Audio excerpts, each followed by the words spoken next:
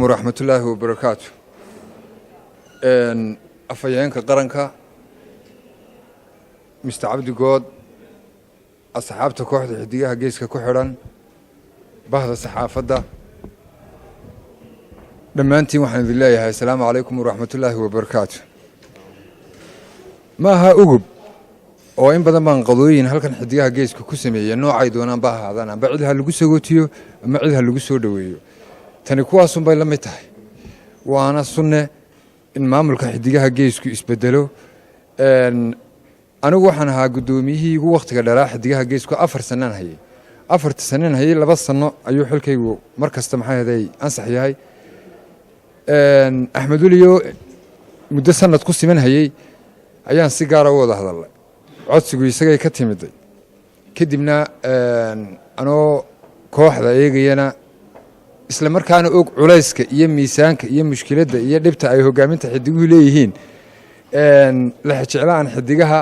iyo maamulka iyo xubnaha ka qabo marota ku aqbalay waxaan aaminsanahay waqtigan ka maqnaa inaan jirahaan iyo maskaxaan iyo aragtihaan banastay laakiin waxaan aaminsanahay xidigaha geesku waxa weeye iftiin iyo ilays daaray fanka xirfadaada inaad ku qiimeysnaataa waa muhiim xidigaha geesku inay fankii ku qiimeysnaadaan oo lagu ixtiraamo aad iyo aad baa aniga farxad igu tahay waxaan soo jeedinayaa in si loo xasuusto loo xuso ay halka dadaal ka sii wadaan bini aadamka ilaahay abuuray caqabadaha iyo mushkiladuhu waxay ka mid yihiin waxyaabaha had iyo jeer yimaada waxa ka muhiimsan caqabadaha inay timaado wada xaliso inaad cashar ka barato hadday dadku meel wada joogaan waa la isqabanayaa hadday dadku meel joogaan waa la iska hor imanayaa hadday dadku meel joogaan waa la wada hadlayaa waxa la isu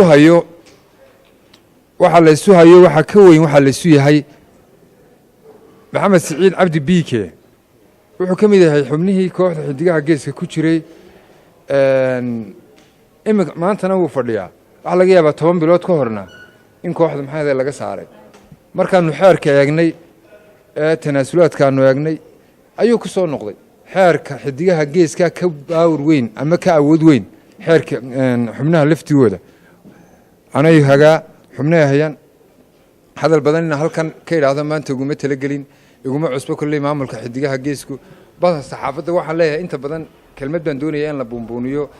oo maxay ahayd dadka aan doonayeen si direct iyo sheego waxa dadka muhmal iyo madow kaga jira xidigaha geesku ciideeyeen ana idin leeyimka qora xidigaha geesku waa reer Soomaaliland laabsaale xooyid inta oran lahaydeen imkaan idin leeyahay waxayna walaaleeyay dadka Soomaaliyeed afka waanu in xurmeynaa waanu idin xiiseynaa ixtiraam iyo qadarin baanu idin haynaa laakiin meeshaanu ka soo jeedno inaanu noqono haddaabad u qaadanaysaa in xasan dhuxul cunsuri yahay imkaan idin leeyahay xidigaha geesku waa reer Soomaaliland wassalaamu calaykum waraxmatullaahi wabarakaatuh Axmed Wali Ibraahim Maxamuud Furlan doonaya inaan kelmad ila anagu horta saaxiibana gaarana waana dadkii soo wada aasaasayna waana mursal iyo khadriye baa halkan kamida Axmed Wali aniga iga dulqaad badan xidigaha geeska la isku ma hayn karo maamul iyo muusik intaas oo dhan buu garsoore u yahay haddana maxay inuu maamulkii noqdaa aad iyo aad waan adkeysigeeda lahaa culayska uu dareemay nin la dareensan baan ahaa hadduu culays ugu dhaciyo hadduu ku dhaco kolba kaayaga uu ku dhaca waa kii kale xidigaha geeska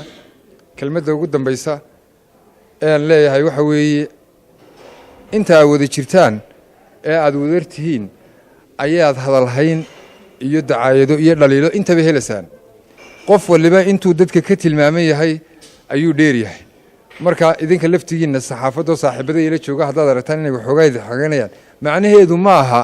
inay idin necab yihiin waa saameyntiina assalaamu calaykum waraxmatullaahi wabarakaatuh